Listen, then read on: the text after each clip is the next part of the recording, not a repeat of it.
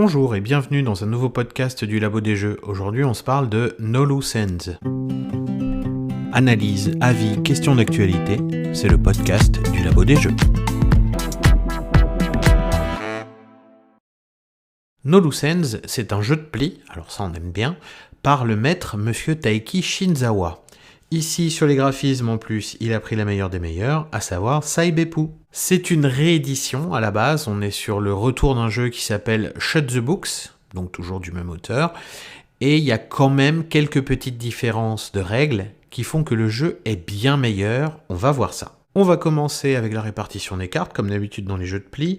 On est sur des cartes qui vont de 1 à 15, et ce dans 4 couleurs. On a également des tokens pour les points de victoire, ça c'est accessoire, mais on a surtout un petit ajout dans cette version-là, c'est 4 cartes qui sont comme les voiles blanches dans Skull King, c'est-à-dire des cartes qui ne gagneront jamais. Toujours est-il qu'on est sur un jeu qui va de 2 à 5 joueurs, alors on oublie 2 et 3, comme ça ira plus vite, donc on le joue à 4 ou à 5, c'est là que ça marche le mieux, comme d'habitude, donc on prend toutes les cartes, on mélange, on distribue, ça fait 12 ou 15 cartes dans la main de chaque joueur, et avec ça, les joueurs ne vont pas tout jouer, ils vont commencer par faire des paris. Chacun leur tour, on pose une carte de sa main devant soi, face visible, c'est un pari. Alors en gros, pour le thème, parce qu'on est des voleurs, on vole tous ensemble, et donc c'est une preuve. Et cette preuve-là, il va falloir par la suite la recouvrir pour que ça ne nous fasse pas une fameuse loose ends, qui est quelque chose de négatif chez les voleurs. Tout le monde va donc, une par une, placer des cartes devant lui. À 4 joueurs, on peut placer jusqu'à 4 cartes devant soi, à 5 joueurs jusqu'à 3 cartes.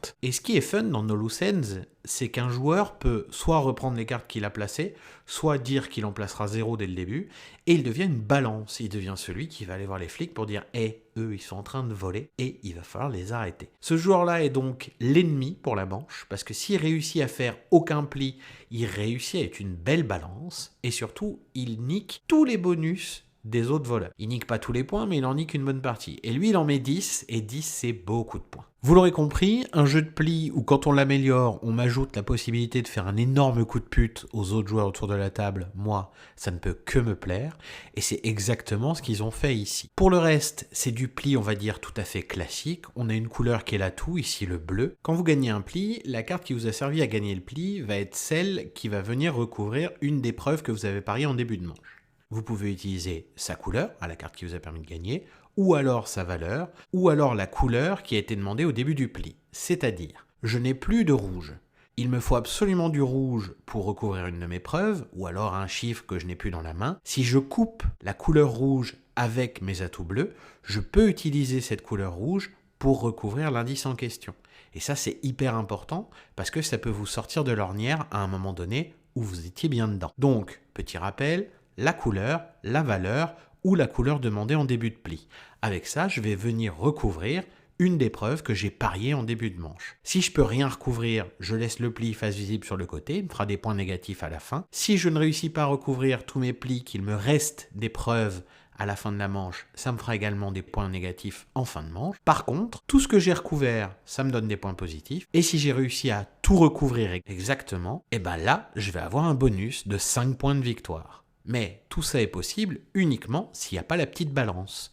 S'il y a la balance, ces 5 points de bonus, ils disparaissent, ils n'existeront pas si la balance réussit son coup. Je marquerai quand même 2 points positifs pour chaque preuve que j'ai réussi à recouvrir, mais au lieu de ne perdre qu'un seul point de victoire par pli en trop et par preuve non recouverte, je perds 2 points de victoire. Donc la balance, dans la manche, qu'est-ce qu'elle fait ? Elle annule les bonus et en plus, elle double les malus. Autrement dit, elle fait bien chier. Donc, si vous voulez un shoot the moon, où non seulement il n'est pas simple à faire, mais en plus, tous les autres joueurs autour de la table vont tout faire pour que vous vous plantiez. Bienvenue dans No Loose Ends, vous avez trouvé le jeu avec le shoot the moon le plus dur que je connaisse jusqu'à présent, puisque 4 contre 1, c'est plutôt compliqué.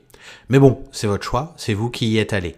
Et alors, il y a ce côté ultra jouissif de j'avais 2 cartes posées devant moi, donc j'étais avec le reste du groupe quand on fait les paris, je les reprends en main pour bien montrer que je suis la balance, et à partir de là, c'est à couteau tiré. Il ne peut y avoir bien sûr qu'une seule balance par manche, parce que sinon ça deviendrait presque trop facile, et ainsi de suite. Mais ce qu'il faut voir également, c'est que le jeu est tellement bien fait, est tellement parfait dans ses équilibres, qu'est-ce qui va se passer ? Je dois faire 0 pli, mais j'ai entre 1 et 4 cartes de plus que les autres joueurs autour de la table. Il faut quand même qu'ils fassent des plis, parce que leur but, c'est quand même de réussir à recouvrir leurs preuves au fur et à mesure. Et moi, j'ai plus de cartes qu'eux pour réussir à tenir, passer entre les balles, et ne pas me faire shooter, puisque la manche s'arrêtera au moment où un joueur n'a plus de cartes en main. Le jeu est un travail d'orfèvre, tout simplement. Shinzawa fait un grand jeu. Sur Shut the Books, il était trop libre, c'est-à-dire qu'on n'avait pas de limite sur le nombre de cartes qu'on pouvait parier, il n'y avait pas ce côté de la balance, il n'y avait pas de Shoot the Moon vraiment intéressant ni rien, c'était assez particulier. Là, ils ont mis un thème, ils ont mis des mécaniques au service du thème, ça fonctionne hyper bien, le jeu est encore mieux. J'aurais pas cru que c'était possible, mais ils ont réussi vraiment à faire un chef-d'œuvre. C'est un des meilleurs Shinzawa désormais.